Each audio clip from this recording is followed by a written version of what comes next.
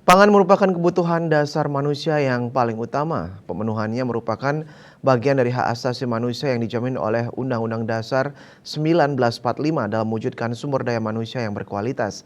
Negara berkewajiban mewujudkan ketersediaan, keterjangkauan, dan pemenuhan konsumsi pangan yang cukup, aman, bermutu, dan bergizi seimbang.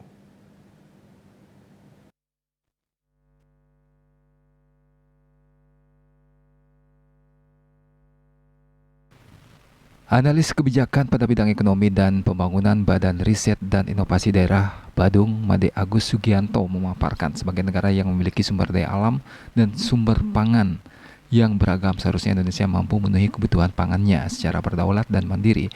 Kebijakan yang telah diambil pemerintah dalam menjaga ketahanan pangan antara lain melanjutkan pengelolaan cadangan pangan pemerintah, pengadaan, penyiapan pasokan pangan untuk stabilisasi pasokan dan harga, pengawasan mutu, gizi, dan keamanan pangan, pelaksana penggiatan stabilisasi harga pangan dan pengentasan daerah rentan rawan pangan menurut Undang-Undang RI Nomor 18 Tahun 2012 tentang pangan pada pasal 1 ayat 4 menyatakan ketahanan pangan adalah kondisi terpenuhinya pangan bagi negara sampai dengan perseorangan yang tercermin dari tersedianya pangan yang cukup, baik jumlah maupun mutunya, aman, beragam, bergizi, merata, dan terjangkau, serta tidak bertentangan dengan agama, keyakinan, dan budaya masyarakat untuk dapat hidup sehat, aktif, dan produktif secara berkelanjutan.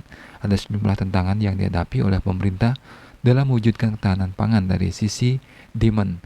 Terjadi peningkatan permintaan pangan, khususnya beras, baik dalam jumlah, mutu, keragaman, maupun keagamaan pangan.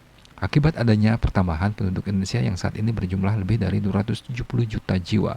Dari sisi supply, tantangan yang dihadapi antara lain konversi lahan pertanian masih tinggi, akses terhadap sumber pembiayaan teknologi informasi dan pasar rendah, sebaran produksi pangan tidak merata baik antar daerah maupun antar waktu.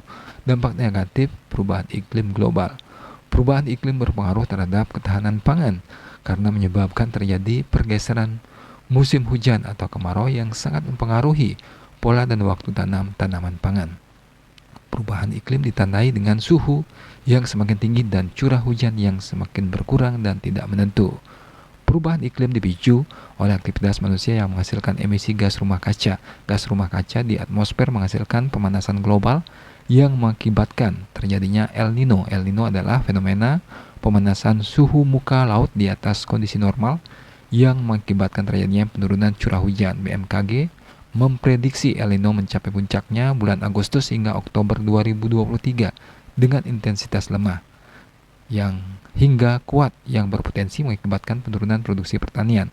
Penurunan produksi pertanian akan memicu kenaikan harga pangan yang berlanjut, berimbas pada penurunan daya beli pangan rumah tangga. Situasi ini akan meningkatkan jumlah daerah rawan pangan yang pada akhirnya akan menimbulkan terjadinya kasus kelaparan pangan ekstrim.